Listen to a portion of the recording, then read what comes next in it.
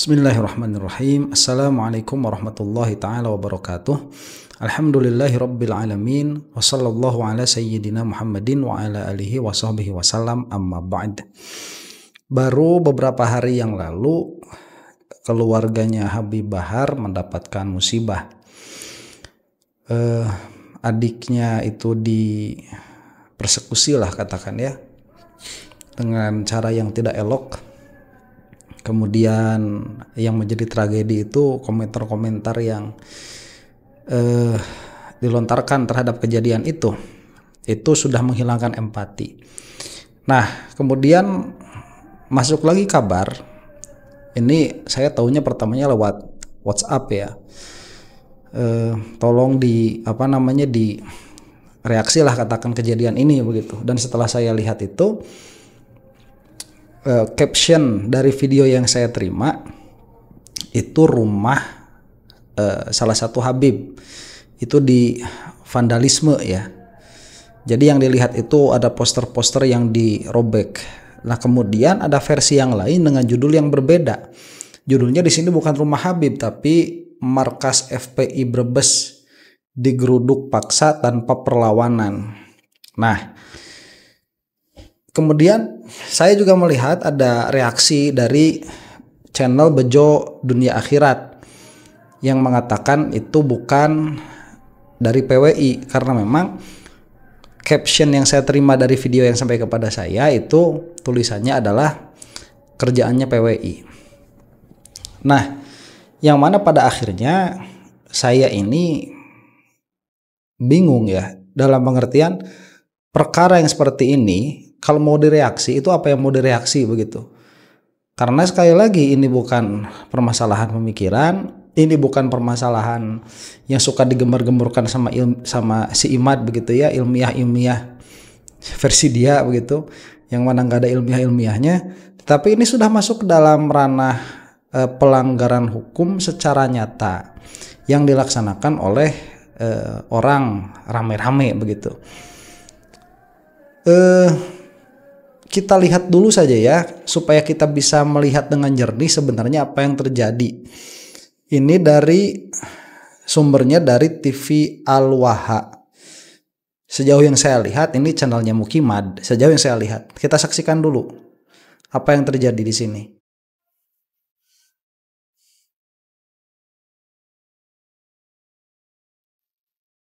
Nah, itu ada poster-poster yang dirobek ya. TV Al-Waha, hot inspiration.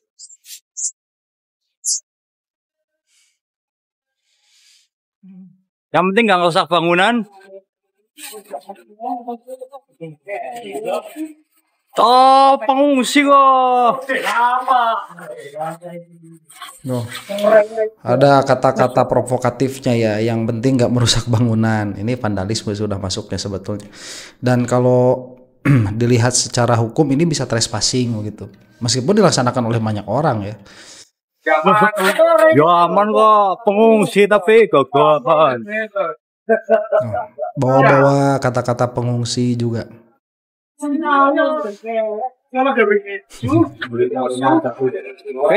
Nyendak sempat nakasnya kalau video. Nah, wah ini dhuwur wae.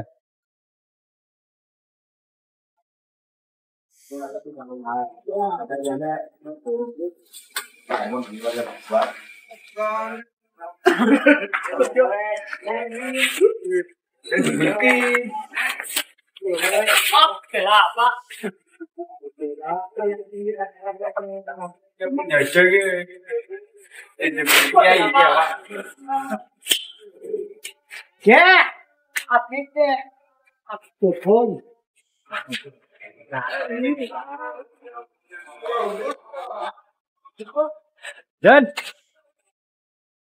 kapot.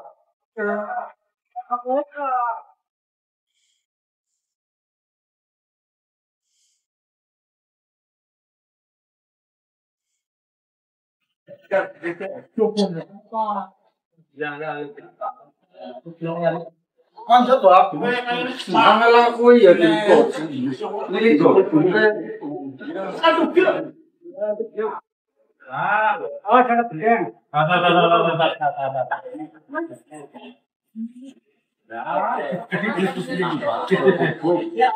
Apa kayak sih?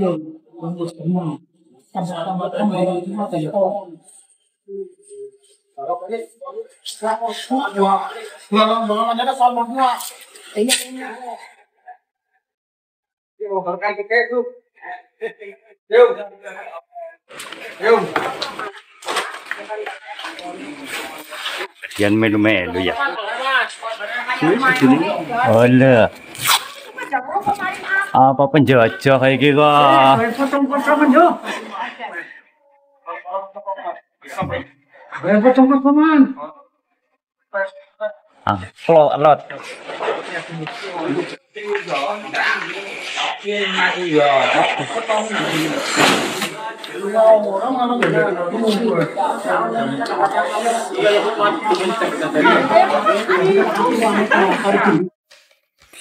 Oke, itu kejadiannya ya. Nah, kita apa ya? Kalau misalkan bahasa-bahasa penjajah itu kita bisa tracking ya. Bahasa itu kembalinya kemana tuh? Karena nanti pembelaannya siapa itu Bejo Dunia Akhirat itu bukan PUILS, dan memang kalau misalkan kita mau melihat fakta, kita tidak mendapatkan sejauh ini ya, tidak mendapatkan fakta tuh. Ada yang pakai kaos tadi, kaosnya kaos Rashford nomor 10 Manchester United, dia bukan PUILS. Repotnya kita tuh di situ. Jadi bagaimana kita bisa tracking ini sebetulnya yang menjadi masalah di mana? Jadi tidak bisa secara serampangan kita melihat ini yang melaksanakan aksi ini terafiliasi kemana. Nah, cuman ini ada pembelaan ya dari siapa? Bejo Dunia Akhirat.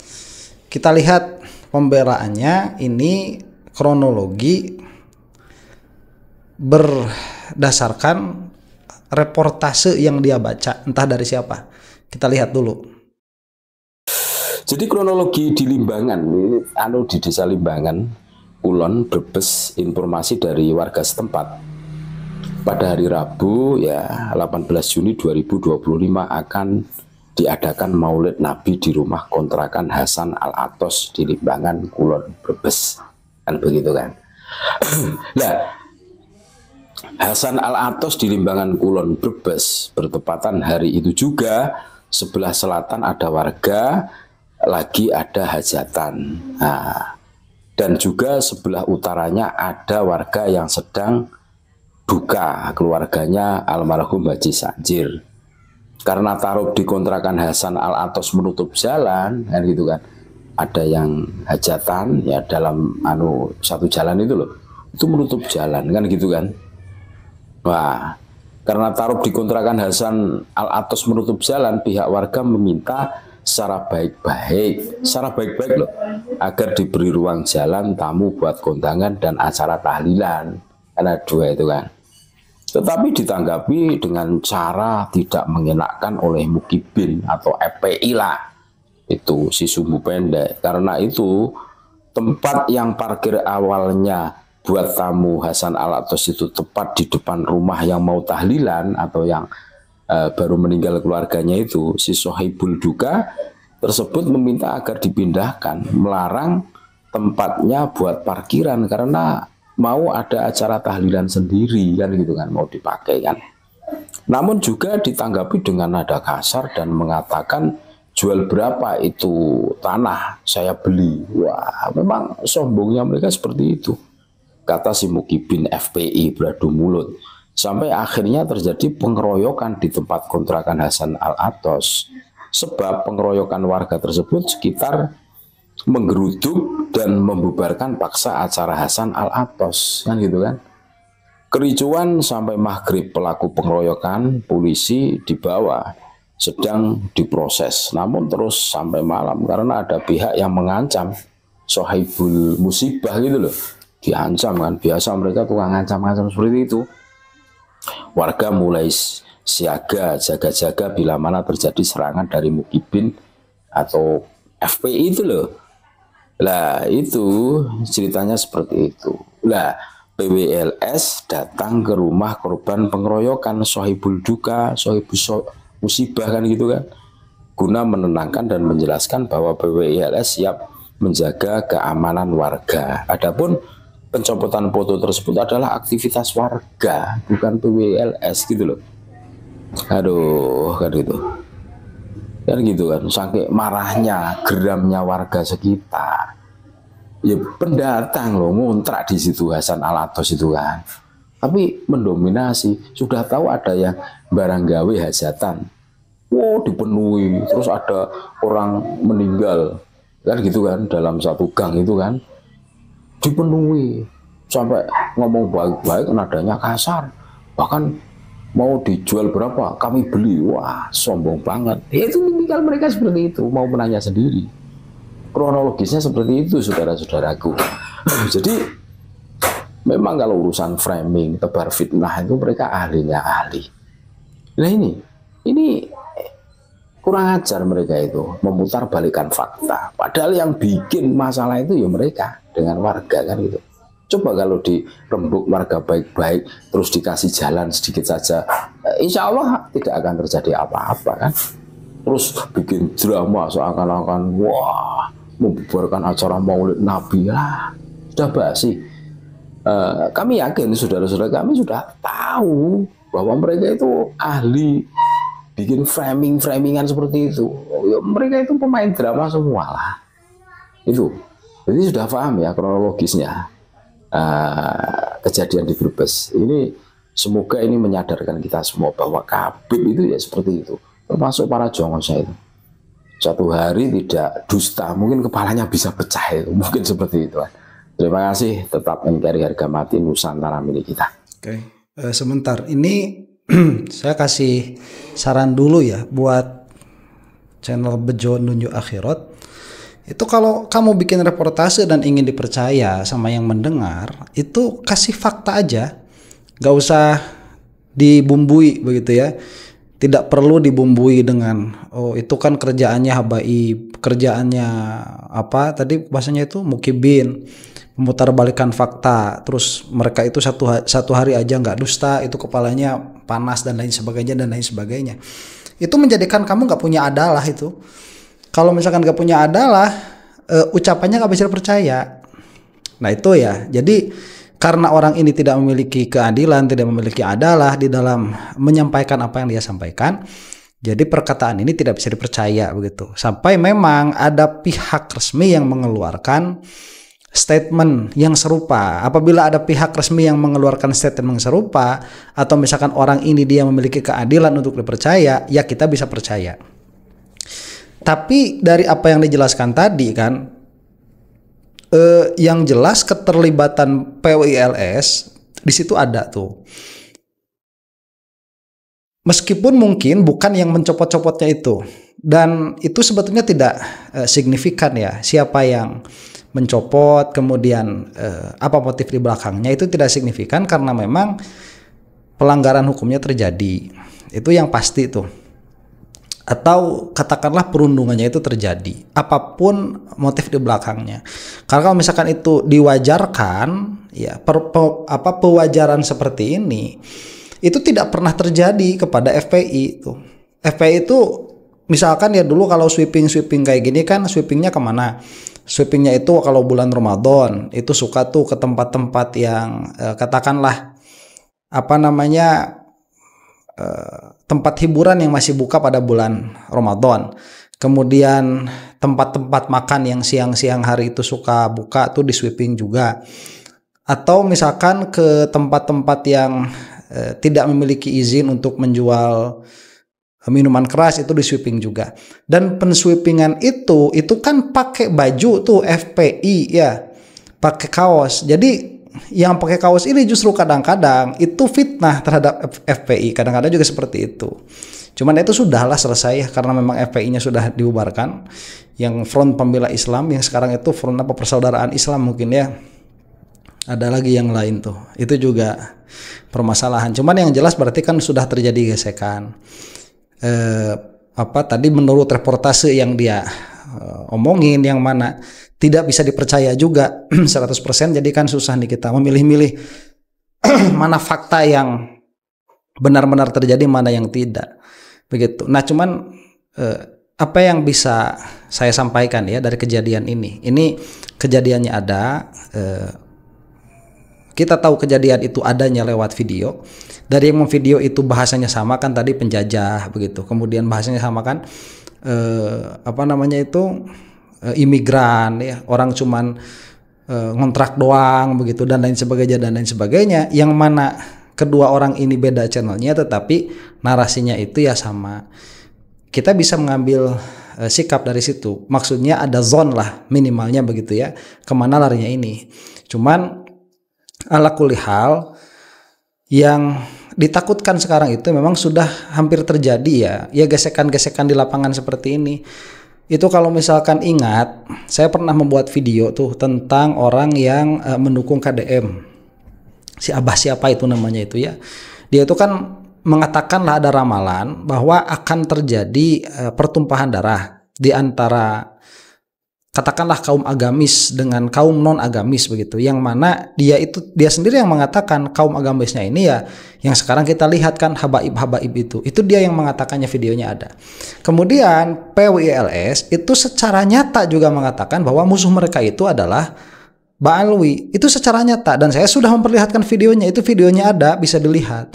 Jadi meskipun tanpa kejadian ini, meskipun ini tanpa diselidik siapa sebetulnya yang ada di belakangnya, itu sudah jelas PWILS itu punya musuhnya itu Ba'alwi. Dan sudah jelas juga dinyatakan oleh PBNU bahwa PWILS ini dibikin memang untuk memecah belah. Nah, ini kita ya yang sudah terbiasa melihat perkara itu sebagaimana faktanya, ya faktanya demikian. Jadi fakta-fakta yang dikumpulkan itu seperti itu. PBNU mengatakan PWILS ini dibentuk sengaja untuk memecah belah. Kemudian ada videonya PWILS sendiri yang mengatakan bahwa musuh mereka adalah Ba'alwi. Kemudian faktanya narasi yang digunakan tadi tuh waktu ada vandalisme terhadap rumah tersebut ya, yang mana dinarasikan oleh Bejo Dunia Akhirat itu adalah rumahnya Habib. Dalam pengertian bukan kantor FPI itu narasinya sama, penjajah dan lain sebagainya. Itu adalah fakta-fakta yang bisa dikumpulkan. Yang apa ya yang bisa kita ambil begitu. Ini sudah apa ya? Sudah teror gaya baru ini. Saya masih ingat beberapa tahun yang lalu tuh yang diteror itu kan kiai ya secara umum. Kalau masih ingat lah, ada sampai rame kan penusukan itu di CCTV itu, kiai ditusuk, pulang dari masjid ditusuk, kemudian apa namanya ada kiai lagi sholat ditusuk. Yang salah satu yang kena itu kan Syekh Ali Jaber tuh, lagi almarhum, beliau lagi di atas panggung kena juga tuh ya tangannya waktu itu, yang mana pada akhirnya beberapa minggu setelah itu wafat karena alasan tertentu lah, itu entah dibuka atau tidak, cuman ya case-nya tertutup ya. Ini kan dulu kiai itu yang kena. Nah sekarang mungkin ini terlalu besar, yang mana pada akhirnya kiai dan habaib ini dipisah dulu. Saya tidak mengatakan ini kerjaannya PWI ya, karena seharusnya PWI itu kan dia ngurusin nasabnya Wali Songo tuh harusnya, dan menjaga Ahlus Sunnah wal Jamaah itu di dalam di dalam ada RT organisasi mereka. Seharusnya mereka nggak ada urusan sama di lapangan dengan permusuhan Ba'alwi. Ini kan susah menghubungi PWILS itu secara organisasi katanya Ahlus Sunnah wal Jamaah dan so on and so forth ya. Cuman di dalam kenyataannya mereka teriak-teriak musuhnya Ba'alwi, orang mundur dilibas lah dan lain sebagainya. Ini organisasi macam apa ini ya? Organisasinya nggak jelas itu, dan dikatakan juga tadi sekali lagi sama PBNU ini memang diciptakan untuk memecah belah PWILS ini. Nah, kalaulah kita katakan begitu ya dengan bahasa yang indah, PWILS ini ditunggangi oleh orang-orang yang mana di belakangnya itu entah mereka sadar atau tidak sadar. Saya katakan dengan bahasa yang tidak tendensius, entah sadar mereka itu atau tidak sadar, mereka itu dipakai untuk menjadi pemecah belah di lapangan. Begitu. Jadi memang tersistematis, entah PWI ini sadar atau tidak, si Imad ini entah sadar atau tidak. Yang mana kalau kita husnuzon ya, mereka nggak sadar kan. Kalau kita husnuzon dan husnuzonnya juga susah. Ya apa mau dikata begitu sama orang-orang seperti mereka itu. Nah, pada akhirnya begini. Ini terakhir ya pada video ini nih. Kalau kita ini yang muhibbin ya, atau kalaupun tidak muhibbin lah, kita ini mengakui Ba'alwi sebagai dzurriyyahnya Rasulullah SAW, ini seharusnya lebih menguatkan ya posisi bahwa beliau itu adalah dzurriyyahnya Nabi Muhammad SAW. Ya karena keadaan sekarang ini orang yang salahnya segelintir tapi dibabatnya semua begitu. Baik dari stigma negatif, kemudian sekarang mulai terjadi perundungan di lapangan, mulai terjadi kontak-kontak fisik yang sudah mengarah kepada membahayakan nyawa. Itu sudah terjadi, seharusnya menguatkan. Itu untuk yang percaya ya. Untuk yang tidak percaya kepada Ba'alwi adalah dzurriyyahnya Nabi Muhammad SAW, saran saya ini hentikan di dalam ranah diskusi begitu ya. Jangan sampai masuk ke dalam ranah gesekan fisik. Karena kalau seperti itu, urusan Ba'alwi ini adalah dzurriyyah Rasulullah atau bukan, yang rugi umatnya Nabi Muhammad SAW. Itu saran saya kepada kalian yang mengatakan bahwa Ba'alwi bukan dzurriyyahnya Nabi Muhammad SAW. Bagi yang nggak mau tahu begitu, udah mending nggak mau tahu aja, udah mending nggak usah tahu. Kayak orang-orang Muhammadiyah itu udah lah nggak usah masuk ke dalam bab nasab ini ya, karena kalian nggak punya alatnya. Orang-orang yang nggak mau tahu itu sedari awal itu nggak punya alatnya untuk menilai dengan benar kemana arahnya. Karena kalau misalkan kalian coba masuk ke situ, nanti urusannya pasti masuknya itu ke orang yang memfitnah. Masuknya itu ya kayak ke orang-orang kayak si Harry Pras, kayak channel apa itu yang ada hidayah-hidayahnya itu ya. Nanti ke orang-orang kayak gitu pasti masuknya. Karena kalian tuh gak paham, tidak akan memiliki fondasi untuk memahami permasalahan ini. Dan ini adalah sayangnya perkara yang ramai di negara kita, di negara Indonesia ya. Tatkala yang lain itu ya setidaknya lah, kalau kita mau membicarakan ilmu, kita berputar atau berkutat di dalam ilmu. Kalau kita misalkan mau membicarakan teknologi, kita berputar dan berkutat di dalam teknologi. Tapi sayangnya negara kita ya memang sedang dibeginikan lah. Nah itu jadi tahan saja menurut saya itu ya. Iyalah FPI ada pemimpinnya, kemudian Muhibbin juga ada naungannya. Saya tidak bisa berkata apapun, cuman ya inilah reaksinya supaya kita ini berpikir jernih. Dan kalau ini memang misalkan memang permasalahan ilmiah sedari awal, seharusnya tidak terjadi perkara-perkara seperti ini. Ini memang masalahnya di si Imad ini sumber permasalahannya sedari awal. Mudah-mudahan dia su'ul khotimah. Wallahu taala alam bisawab. Assalamualaikum warahmatullahi taala wabarakatuh.